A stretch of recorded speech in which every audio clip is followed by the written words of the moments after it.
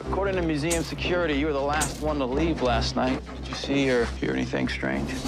Well, I thought I heard something as I was leaving, but it could have been anything. Sweeping teams of two. Nobody goes in alone. This place is not going to open until every room is clear. Now go. Come out, wherever you are. Any idea about a weapon?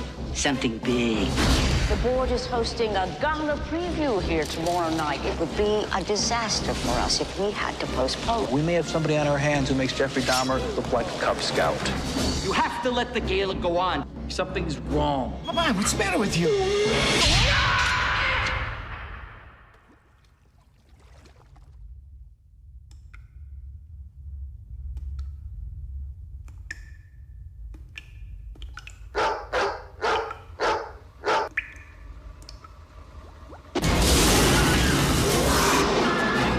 33% Homo sapien. Part human? What are you talking about? Gradual extinction of the human race.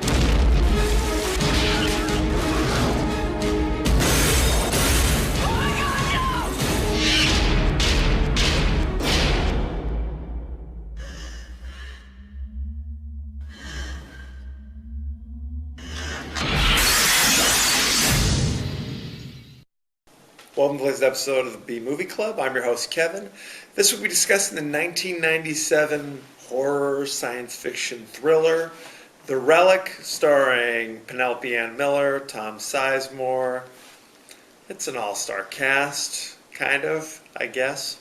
Those of you joining us for the first time, each week on the B Movie Club, I discuss certain guilty pleasures and forgotten classics of the past. Go ahead and go to our page on Facebook, Original B Movie Club, and give us the big thumbs up. You can also go to our page on YouTube at KD9575 and hit the subscribe button. It's totally free. And don't forget to follow me on Twitter at The B Movie Club. You do that, you get all the latest updates. Anytime I post a new video or any kind of B movie-ish links, I just pass them on to you. We're your one-stop shopping, okay? And don't forget to spread the word, won't you? The more the merrier, I always say. The Relic. In this movie, John Whitney is an anthropologist of some sort. He is down in South America researching these lost tribes when he mysteriously disappears. We don't know what's going on. Years pass. Back in Chicago at the American History Museum, not American History, Natural History Museum, some kind of history museum, a museum really. They're putting on a new exhibit concerning superstitions throughout the world, their sorts of things. They're still wondering, where's Whitney? Where's this doctor gone? But there's been a murder. One of the security guards was killed. Walking the halls. He goes in the bathroom to smoke a joint, and he's murdered. We don't know what's going on. But at the same time, a boat, a freighter that came all the way up from South America, has made its way to Lake Michigan. It's floating around out there. They investigate. They find some packages that are supposed to go to the museum, and all the crew members are dead. Dead. It's very upsetting. So Margot Green, she is a scientist who works at the museum. She's, like all people who work at museums who are scientists, she has to work for grants in order to keep her research going. She's got this fancy machine that you feed in a little DNA and it'll tell you everything about the creature that the DNA belongs to. It's an extrapolator of some sort.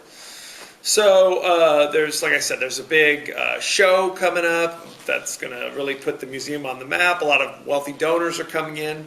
She wants to try to, romance, not really romance, but kind of entice those wealthy donors to give her some loot. Lieutenant Augusta is researching the crime on the boat and the murder at the museum. And what he discovers is that all of the victims have had their hypothalamus removed. Hypothalamus is an important part of your central nervous system, evidently, and not something like let's say a mugger came up to you and asked for your wallet. They wouldn't also say, hey, and I'm going to take your hypothalamus while I'm at it. So there's a whole level of intrigue going on here. We don't understand. So D'Augusta is like, I need to close the museum until we can find out what's going on with this murderer who may be still on the loose. We don't know. Obviously, the museum administrators are like, we can't do that. This is our biggest function of the year. So as the movie progresses, we discover, hey, it's not a person that's on the loose. There's a creature in the museum. What is going on? This creature is roaming the halls, kind of like this reptilian tiger thing with like a beetle mouth. It's very upsetting. This creature is going around showing intelligence because it's kind of hiding in the museum. But it pops out when somebody's off by itself and kills them and steals their hypothalamus. Now, John Whitney, years ago, had sent this package that had just arrived in that crazy freighter full of just leaves. Okay, they thought it was a packing thing, like they were using leaves to pack whatever was in there, but there was nothing in there. So was it robbed? No. What we discover is that these leaves have some kind of a virus attached to it. And it has a certain chemical that, coincidentally, is also found in the human hypothalamus. However, in those leaves, it's much more concentrated. So it's like if you eat one of those leaves, you get 100 times as much as from a human hypothalamus. So this creature that's roaming around was eating those leaves little bit by little bit. But when they destroyed the leaves, because they didn't think they were important, it went around and started eating the hypothalamuses of the people. So there's a lot going on here. So of course they shut down. They're still going to go forward with the show, obviously, because that's just how they roll. But they're going to shut down certain areas of the museum, and the police are still going to be there trying to find out what's going on because they don't know about the creature yet, evidently. And of course, everything goes wrong. There's a big storm. The security doors are slamming shut, so people are trapped inside the museum. A body's found, so now everybody's in a panic. The creature's running around and attacking people, and evidently it has like gecko genes as well, so it's kind of climbing up walls and things. It's crazy. This giant creature's on the loose. People are trapped in the museum. The police are helpless to do anything. I don't know. They can't. Yeah, they're doing their best, but what can you say? This is a giant creature on the loose. So I don't want to spoil anything. There's a twist that occurs about 3/4 into the movie. I don't want to spoil it all for you. So good times had by all. Now, this movie was based ever so loosely upon a New York Times best-selling novel called Relic. The movie's The Relic. The book is just called Relic. And they optioned the movie. And the plot they're similar, but in the book there was a supporting character, a special agent of the FBI from New Orleans who arrives mysteriously to help out.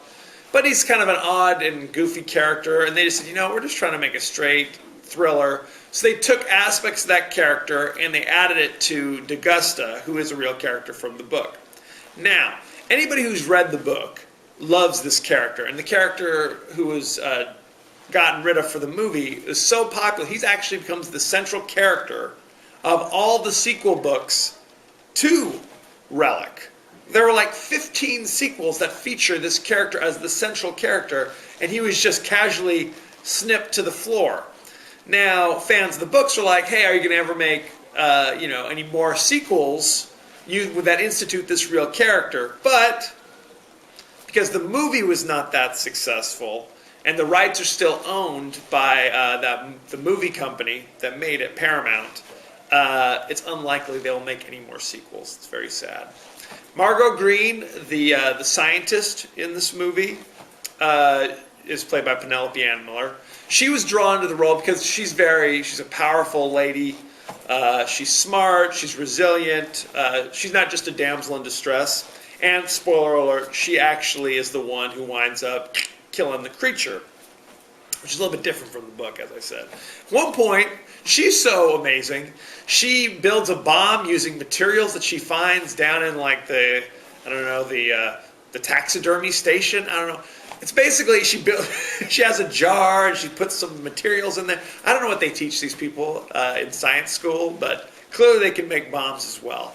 Ironically, or maybe not ironically, this is the same type of homemade bomb that Jean-Claude Van Damme makes in Sudden Death, who has the same director, Peter Hyams. Hey, so there you go.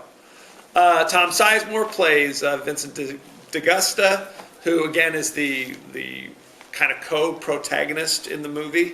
He liked it because it kind of gave him a chance to kind of move the plot along. He's also kind of a leading man protagonist type. So there you go. I guess originally at one point they were hoping Harrison Ford would play this role. Harrison Ford took a hard pass on that. It's very upsetting. In the book, it takes place at the New York Natural History Museum. But when they read the script, and I guess the administrators of the museum are kind of bumbling and incompetent and actually caused a lot of the problems, they took a hard pass on having the movie take place there. Paramount went so far as to offer them 7 figures to let them film there. They still said no. So they went to Chicago, went to Washington, D.C., hoping to find another one. The Field Museum in Chicago agreed. They were excited. They're sure, come on down. But then they had to come up with this convoluted reason why this ghost ship, where the whole crew is dead, goes from South America up the Atlantic and takes the seaways all the way to Chicago on its own. I don't know what kind of current or the wind patterns or whatever. They just kind of glossed that over. Pay it no, never mind. Okay? It's possible, just highly unlikely, that a boat would travel all the way to Chicago. But what are you going to do?